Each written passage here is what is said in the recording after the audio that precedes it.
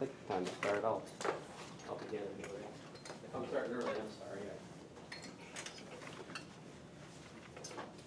Oh, yeah, I'm starting a minute early. My bad. You'll forgive me for doing it. How about I end a minute early also? That sound good? Good Father, we thank you for this day. I thank you for the students. Just ask you to bless this class today. And just help us to glorify you, whatever we do, Lord. Amen. We were just discussing, I started a minute early. I'm sorry for that, but I'm contractually obligated now to finish class a minute early as well. So I will eventually get a watch, so that doesn't happen. Listen, I wanted to share with you guys a notation for factoring.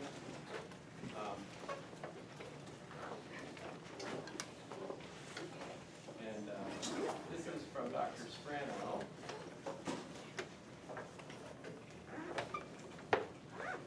And so,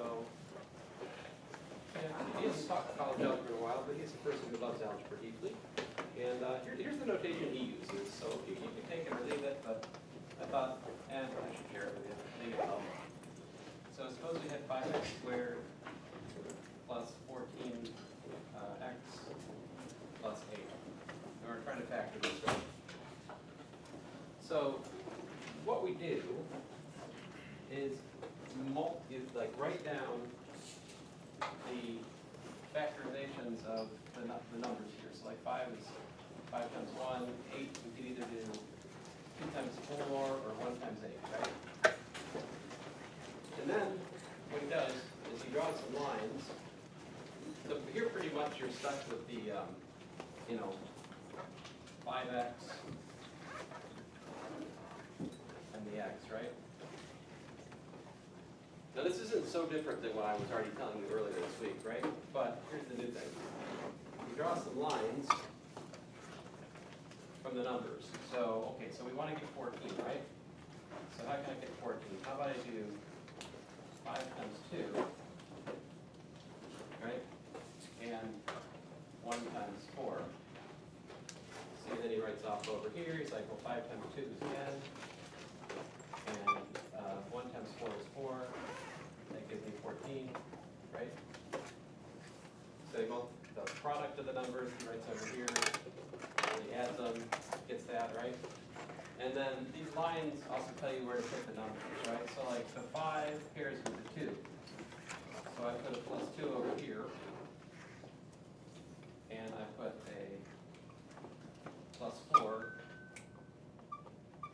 here.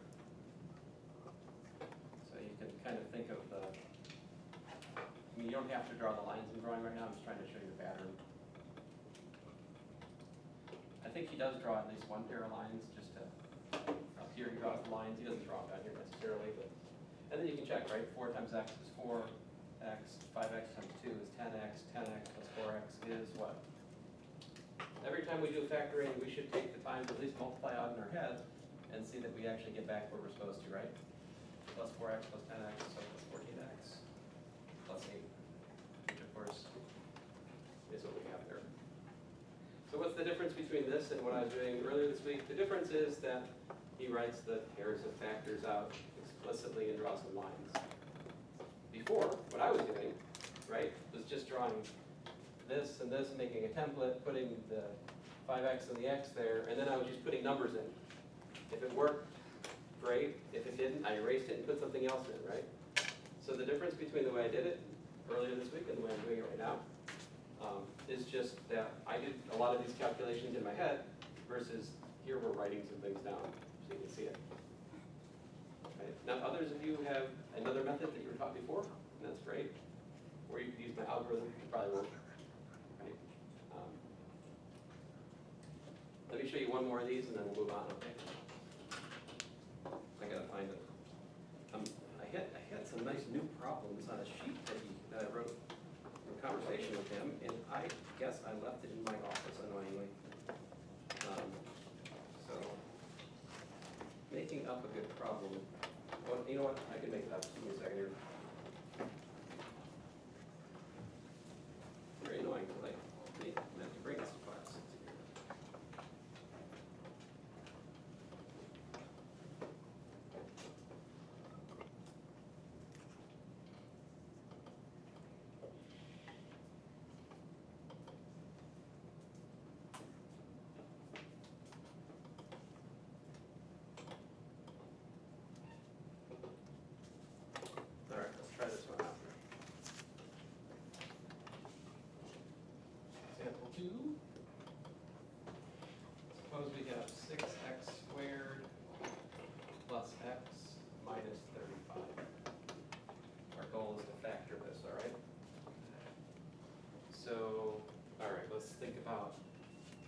what? 1 times 6. It's also 3 times 3, right? 35. Got 1 times 35. You've also got what? 5 times 7.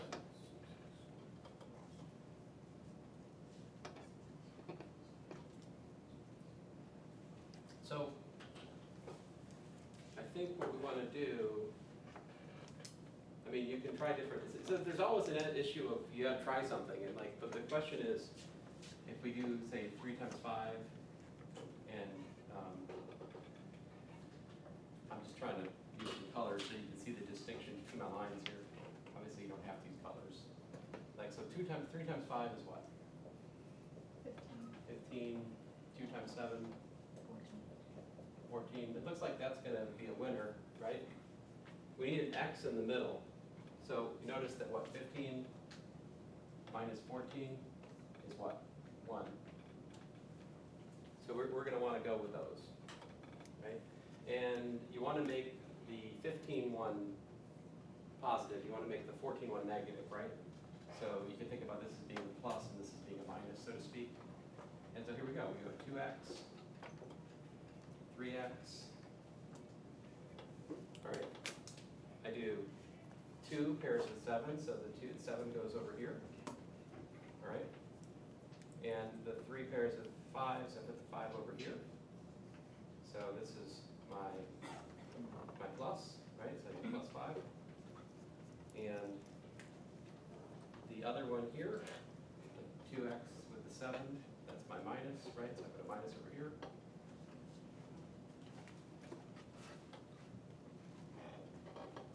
So you don't have to hold on to the algorithm. I mean, you hold on to this as a heuristic organizational principle, but at the end of the day, what do? We must multiply them out, make sure it's right, right? So multiplying these out, we get 3x times 2x, which is 6x squared. We get minus 14x plus 15x, which is plus x, and minus 35. So, there you go. So this is just a way of organizing guess and check a little bit, right? We're just writing down the possible pairs of factors and then drawing lines between the ones we actually want to multiply. This becomes more silly if you just have x squared, right? So like if we got uno momento.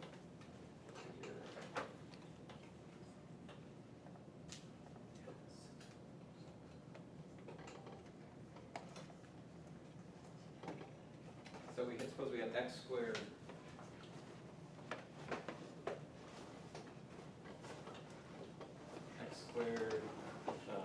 plus 4x minus 60, we could still use this idea of the line drawing, right? What are the factors of 60? What are the factors of x squared? There's just there's just a 1 here now. 1. So 1 times 1. If you want to think of it the same way as that. And 60, well, we've got 1 times 60. We've got 2 times 30. We've got 3 times 20. We've got 4 times 15. We've got 6 times 10. Yeah. Anything else? 5 times 12. So many flavor choices, yeah. But you can start thinking about, I want to pair like this one with that 60. And so like this one I just drew would be 1 times 1 plus 1 times 60, right? Which would be 61. That's not the 4, right? But of course we don't want plus and minus, right?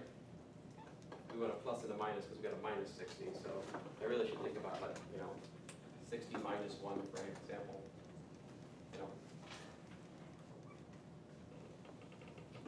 Since I made my bigger numbers in the second one, I'm going to want to put like a plus on the upper one, and I'm going to want to put a minus on the lower one, so I can get a net. So how can you get a 4 there? Do the 6 and 10. What's that? 6 times 10. This one? So yeah, 10 minus 6 is 4, right?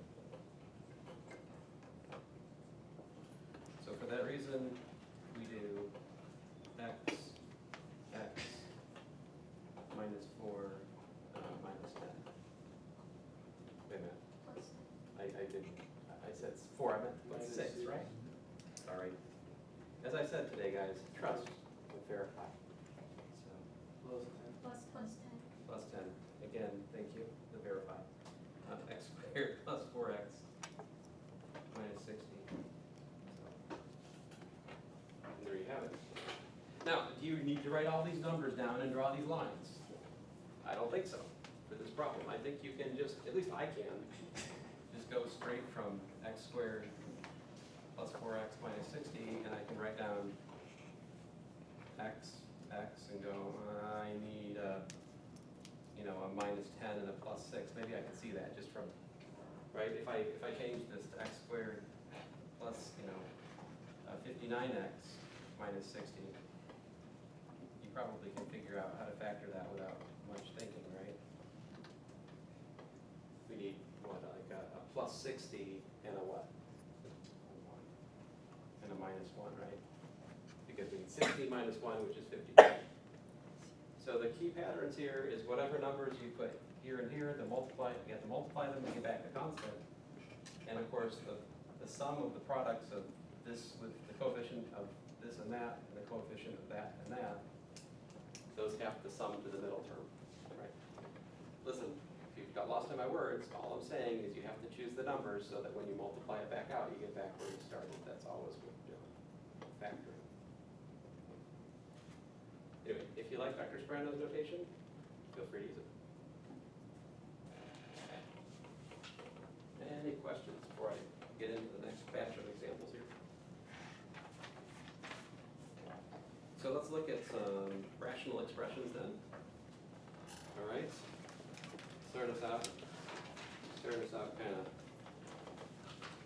gently. Let's see your example 4. What if we had, let's say 3x plus 9 divided by, I don't know, 15x plus 45.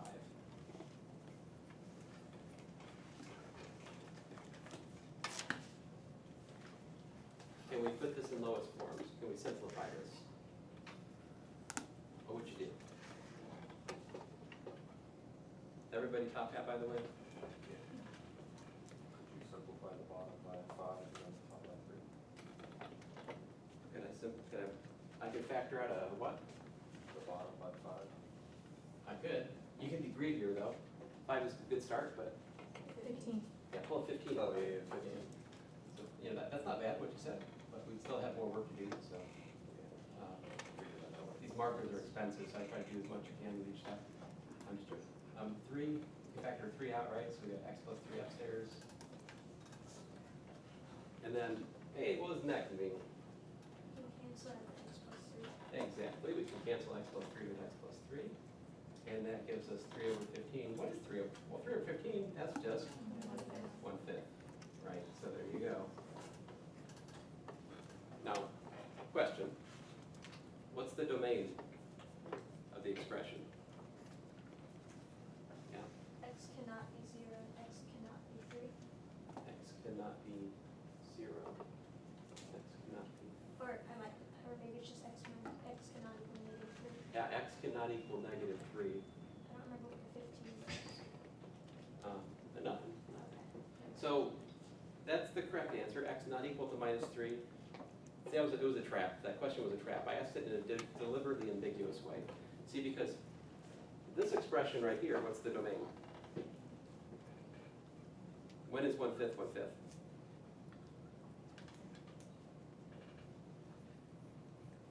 It doesn't care about x, does it? There's no x here. So the domain of 1/5 is just all real numbers in our way of thinking. In contrast, the domain of this is real numbers not equal to minus 3. So something happened here, right? When we make this algebra step, we change the domain of the expression. So this is something you should be aware of. When we make algebra steps, we may gain or lose points from the domain. So the domain of formulas which are equivalent, like the natural domain of those formulas could be different. So the reason that happens, like this step doesn't make sense when x is minus 3 is the thing. And once you cancel it out, you lose track of the problem that minus 3 was trouble for this one. Right? This won't matter to us in the first test at all, I think, not even a little bit. But later when we talk about holes in graphs, this will be an issue. Like if you were to put y equals to this thing, the graph is just a straight line at 1/5, and then there's just little hole at minus 3 missing, that's all it is. So, yeah. When I'm factoring Stranos, does it matter which set of numbers I use? It does, because only one set will work. Okay, But these are the flavor options. But gotcha. of course, you could go, like, if you can allow me to make this hideous, and you already panned over, didn't you? Yeah, okay. So like, in principle, you could have also tried 2 and 1, and 3 and 35, right? But then that would have made you look at like 2 times 1 plus 3 times 35, which is like, 107. Or the difference would have given you like 103, and those are not the numbers in the middle, so that's not helping. So I just chose the right paths to start with, but it's always an issue.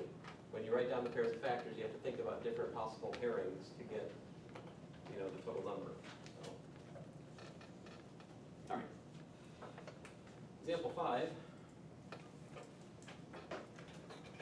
What would it look like if we were to say, look at 3x squared over 9 times x plus 1 divided by, let's say, x squared minus 1 over x to the power 4. How would we put this in lowest terms?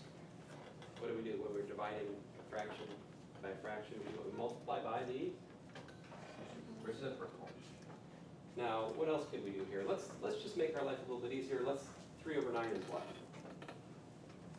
Just 1/3, right? So we really have x squared over 3 times x plus 1. Right, and I need to multiply by the reciprocal. What's the reciprocal? The reciprocal of what I'm about to circle in red.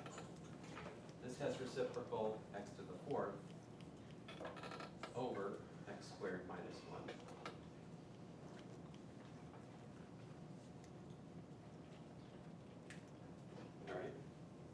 Now, we can clean this up a little bit, right? Like, what we're looking at here is x to the 6th, right?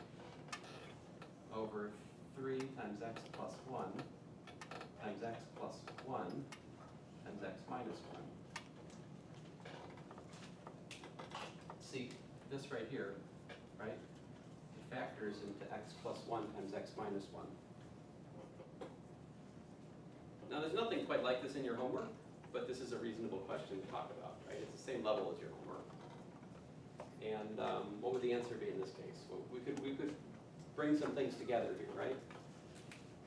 What do we have? We have x to the 6th over 3 times x plus 1 squared times x minus 1. And so there you go. That would be the end of the road there. That would be the answer.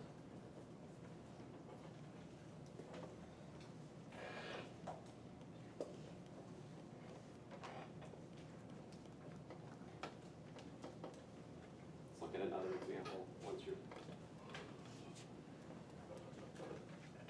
get you guys ready. Put it up here. So something like, oh, I don't know. Let's say 3x over x minus 1 plus 2 over x, all divided by 1 over x.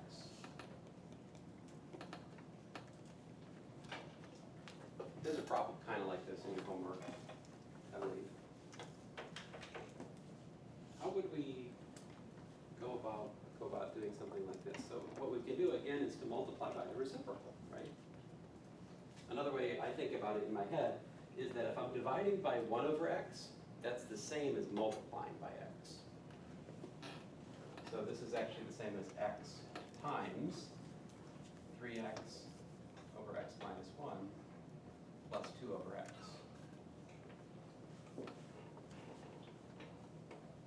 Yep. So would you always recommend starting with multiplying by the reciprocal and not just doing the numerator first? Or Yeah. So you'd rather us do that first? Probably. It depends on, I mean, that's not universally the right thing to do, but when multiplying by the reciprocal pays off in simplifying the numerator, it's worth it. And it's definitely gonna happen here, like I can see it in my mind's eye before I do it, because I know that when I multiply 2 over x by x, that's just gonna give me a 2, which is very nice. Now, you're right, I could make a common denominator here and go from there. That's also fine. You'll get the same answer, all right? So now we have to distribute, right? So we have 3x squared over x minus 1 plus what? X times 2 over x, which is just what? 2, right?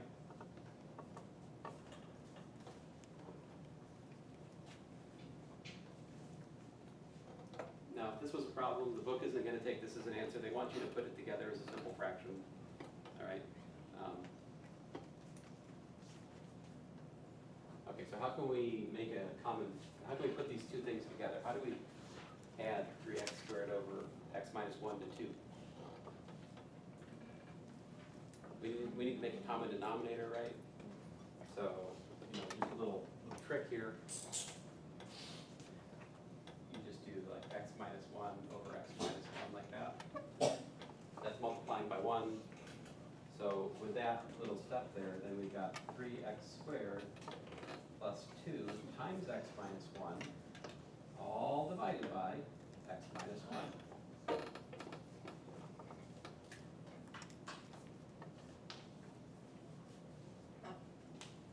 And then I can multiply that out. And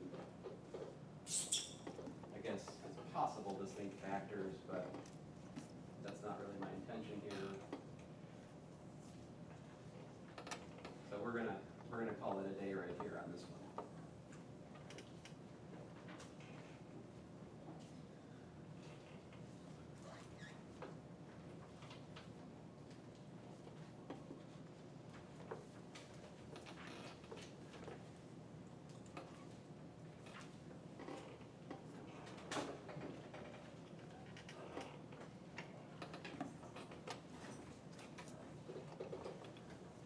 See if I can think of another example kind of like this. It's interesting. What if we had 1 over x plus 1 minus 2 over, let's say, x minus 1, all divided by, let's say,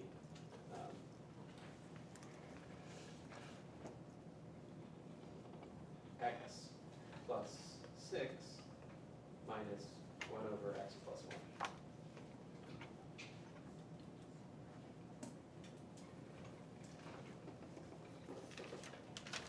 So let me just put down like an arithmetic problem that's kind of similar to this, just to get us warmed up, okay? Like, what if you had, say you were doing something like, 1/3 minus 2/5 over, 7 minus a third. How would you simplify this?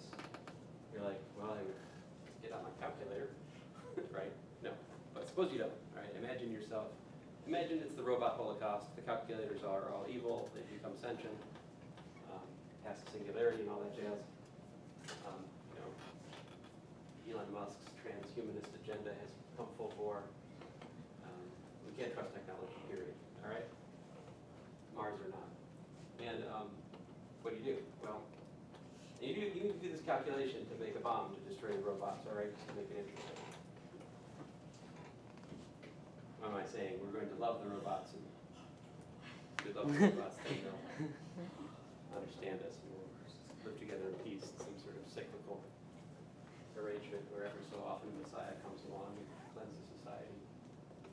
I'm sorry, I'm mixing my Terminator and the Matrix, my bad. But what should you multiply by? Like what? I don't know. To clear out all the fractions, what do you want to multiply by? You want to multiply by the least common multiple of the denominators? And this case, we just have 3 and 5, right? So we multiply by 15, and we should be good.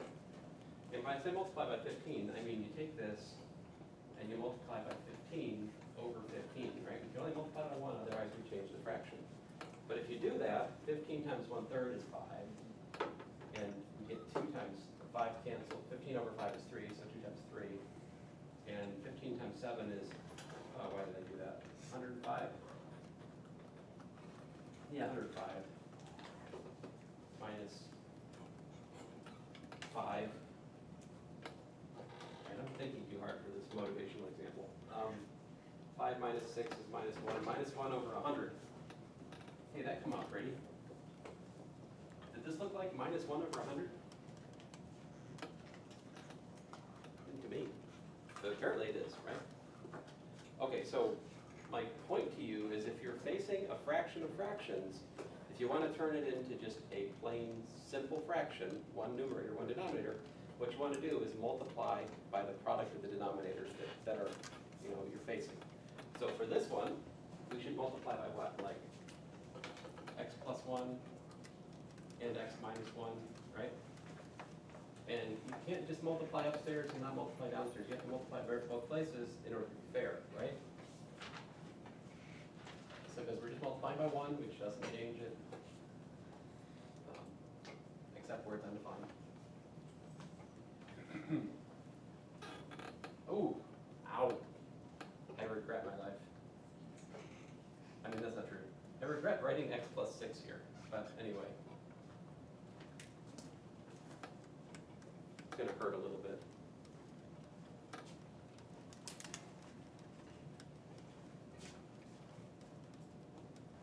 So let me do the nice part. We distribute, multiply with this times that, what happens? The x plus 1's cancel, right? We're just left with x minus 1. When we multiply this times that, the x minus 1's cancel, and we're left with, now watch this, minus 2 times x plus 1. Parentheses are important here. It's important to carry that minus through. There's a problem like this in your homework. Most of you will get it wrong. By and large, likely that you forgot to distribute the minus in that step.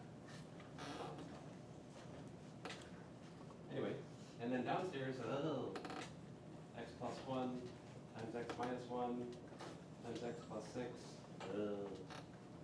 and then minus, what's this times that, the x plus 1's cancel, and we're just left with minus x minus 1.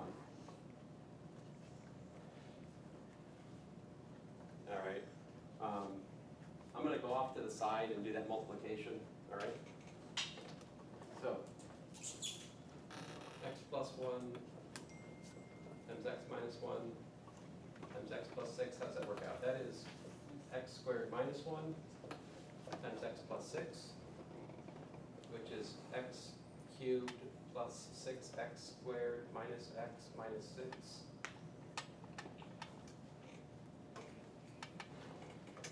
So this is actually equal to, let's see here, how many x's do I have upstairs? I've got a net minus x, and I've got minus 1, minus 2, so I got minus 3. And let's see, downstairs I've got myself an x cubed. Oh, I'm a dummy. Well, let me just finish this and then I'll point out the errors of my ways. So x cubed plus 6x squared. I'm going to ask you a question in a second here. You tell me why I can do better than what I'm doing. Minus 2x. Why is it minus 2x? Why not just minus x like I had in the purple over there? Well, I've got a minus x from here too, right?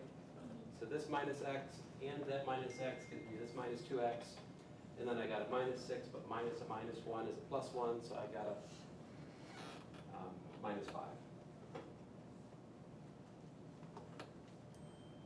Now, why is this not the best?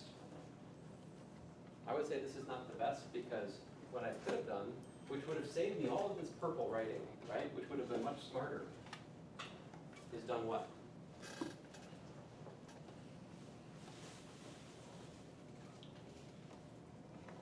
you guys see it? Canceled out stuff. Oh, so you're thinking about canceling this with this? I understand, this is a common mistake. We cannot do this. We can only cancel if we have, we need the factor in everything in the numerator in order to cancel. There's no x plus 1 over here. I can't just cancel like this. This is You have to distribute. ET's forbidden. So we can't do that. But what I could, but it is like that though. I have an x minus 1 here and I have an x minus 1 there. So I can factor out x minus 1 from the denominator. Right? I could do, minus x minus 3 divided by x minus 1 times what? Well, I've got x plus 1 times x plus 6 minus 1. Just so I can write it down, how come we can't factor, or how come we can't cross multiply the exponential again? Oh, okay, so let's think about something more concrete. Like, suppose you had, let's say,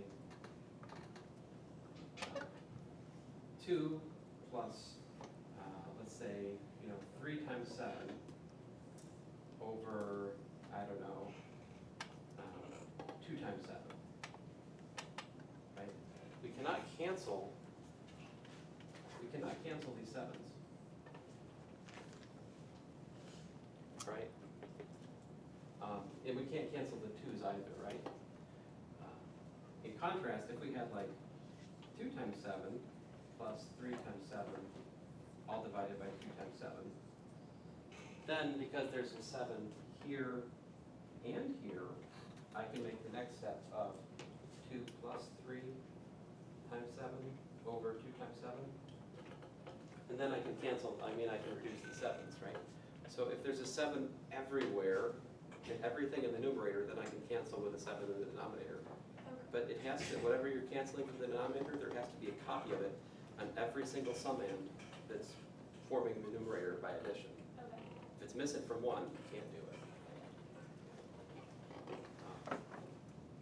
And you can make those cancellations and compare the numbers and see it doesn't work for yourself. This is what I used to do when I was in your spot, when I took college algebra at community college years ago. Can I erase the numbers?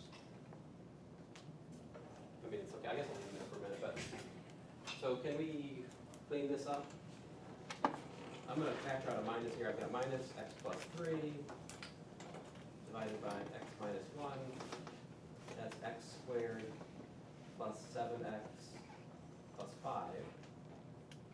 And I don't think that factors nicely, at least.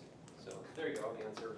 Now, if for some misguided reason I put this on the test, I'm just joking. This is actually kind of this would be like a difficult problem on the test, but it's just in the edge of what I would think is testable in here.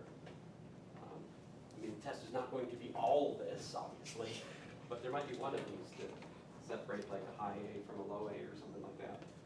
Anyway, my point is either this or that would be totally legit answers. In fact, this answer I'd probably give like a bonus point to because it shows additional insight that not all students have. Like I didn't have it at the start, mid problem either, right? So. All right. I think, well, one more example of rational expressions, and then I'm going to go on to linear problems, okay? So,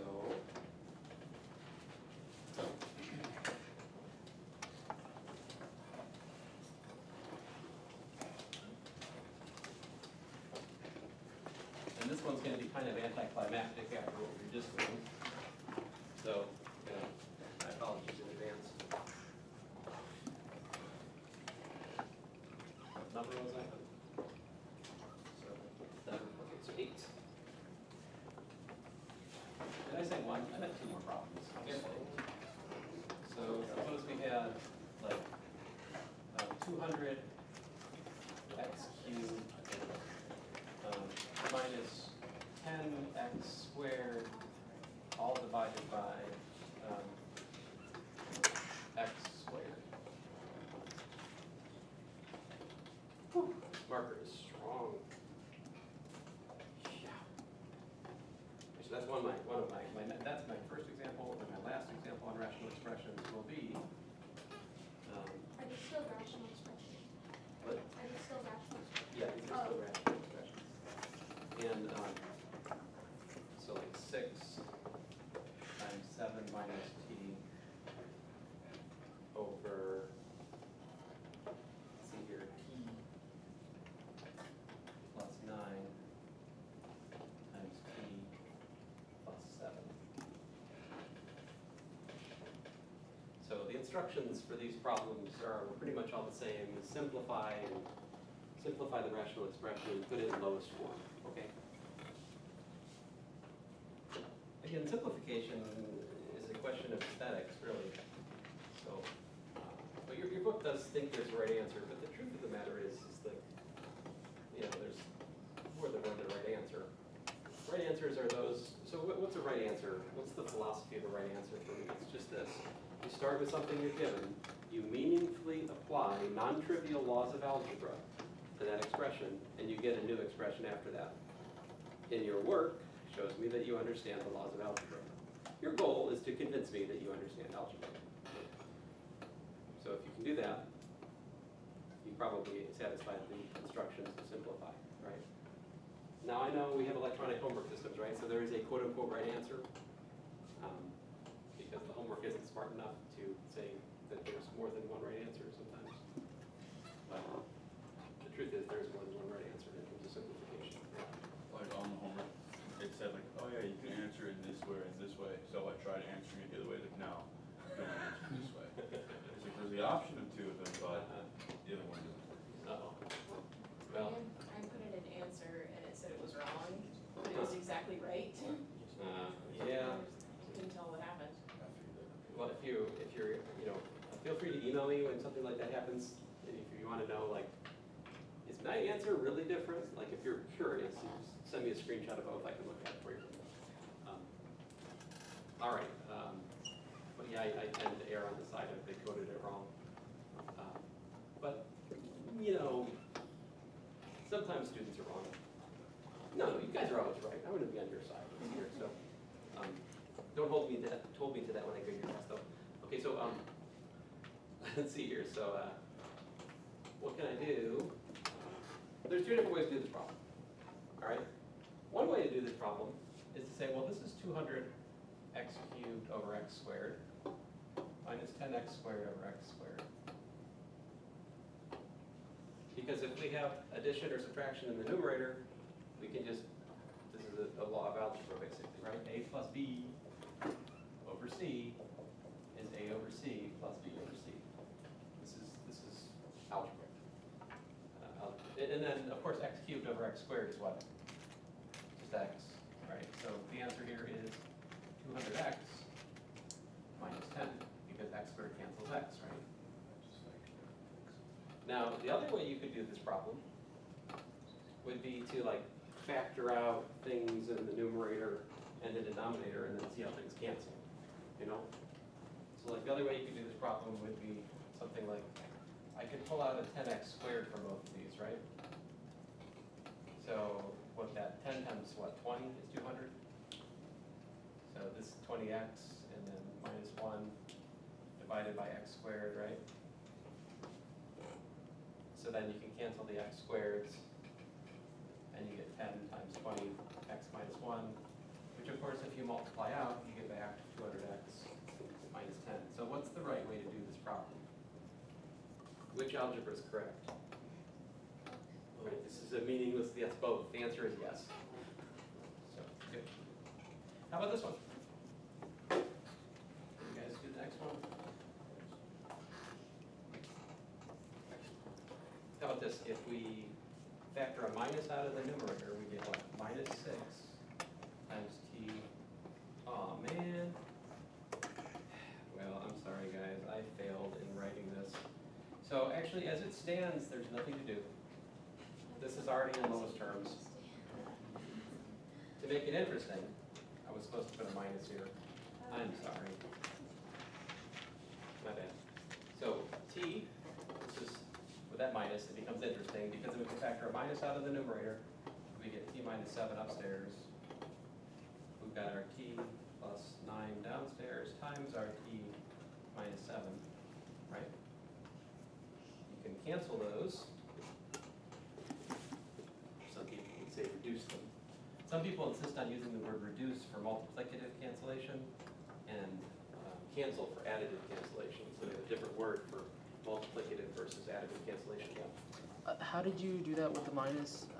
Take it out of the, put it on the 6? Okay, so minus 6 times t minus 7 is what? This is minus 6t, plus 42,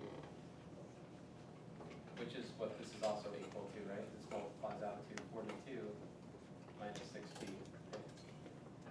So basically, I'm just pulling a minus out of this. If I pull a minus out, it flips these and it puts a minus on the 7.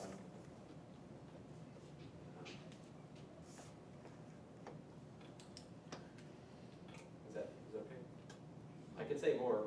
I can always say more. But It's all right, it's all right. At some point, I start confusing people by saying more, so I should just say less. Yeah. Okay, so then we're done. I mean, one more step, we're done. This is minus 6 over t plus 9. And again, I would point out that the final answer here, the domain, is what? Everything except for minus 9, right? How about this one? The domain over here was everything except for minus 9 or 7. So canceling these has made the domain bigger, the resulting expression. Algebra steps can change domain. It happens. And usually, the fine print there is the algebra step only makes sense provided a certain condition is met, namely that t is not equal to 7, right? So let's talk about linear equations.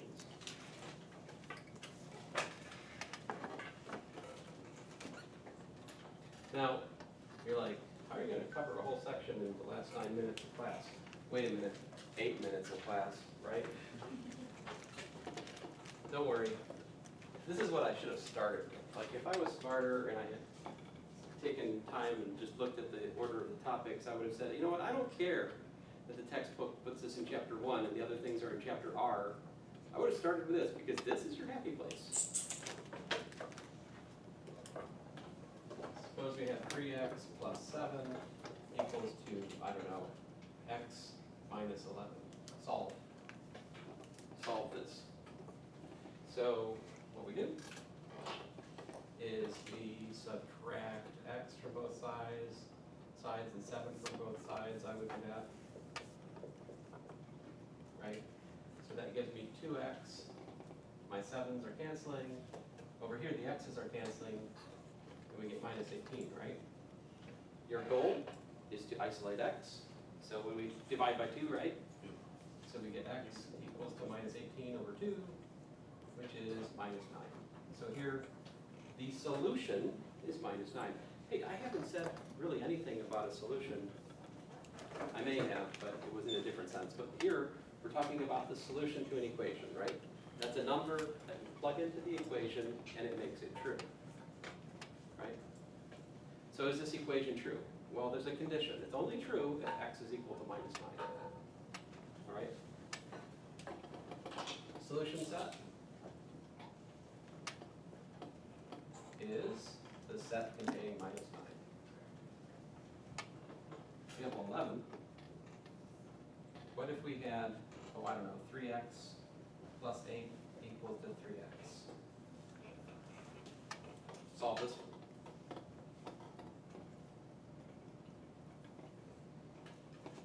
So we do what? Subtract 3x from both sides. What do we get? I get 8 equals to 0. Is this true? No, this is not true, right? This is nonsense, right? So what does it say? This says that the solution set is the empty set. It's the set containing no elements. In other words, no solution to equation. So this equation is called, what kind of equation is this? This is an inconsistent equation.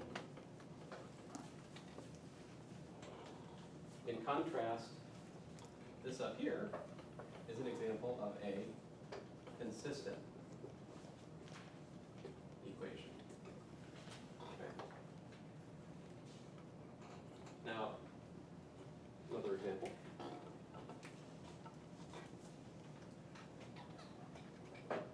What if I had like 2x minus 1 equal to 2x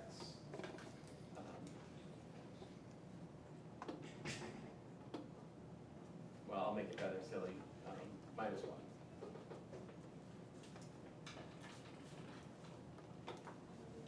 That's a very silly equation, isn't it? What happens when you subtract 2x and minus 1 from both sides? What do you get? 0 equals 0. Right, this says 0 equals 0. In other words, this equation is equivalent to 0 equals 0. When is that true? Well, it's always true. All beautiful. Yeah, so the solution set here is minus infinity to infinity. It's the whole real number line. Now this it's consistent, and in fact, it's an identity. An identity is an equation which is always true, no matter what the variable's value is. In contrast, example 10 was a conditional equation, because it's only true if x is equal to what? I forgot the answer already. 9. Okay. One more example, we'll be done. If I had, say, 0.2x minus 3 equals to 0.3x plus 2, how would you solve such a thing? So if I see decimals in it, the first thing I do is I just multiply by a power of 10 to make them go away. Multiply by 10. What happens?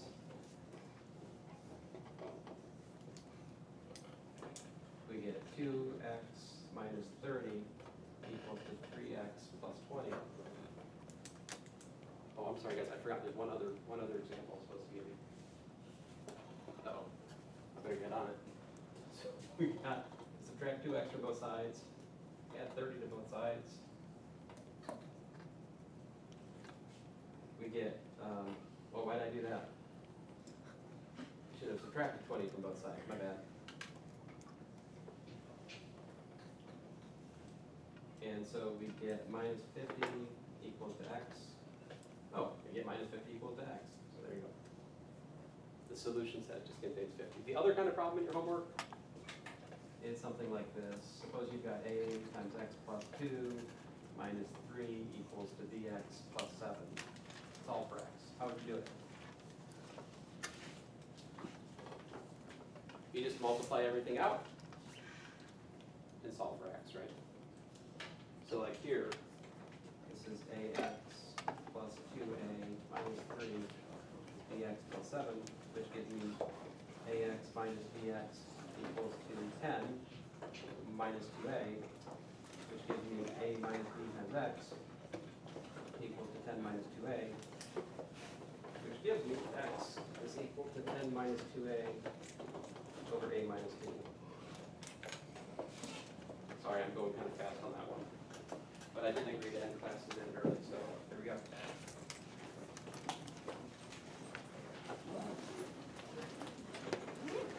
Now I'll take a breath. Do you guys have questions about it?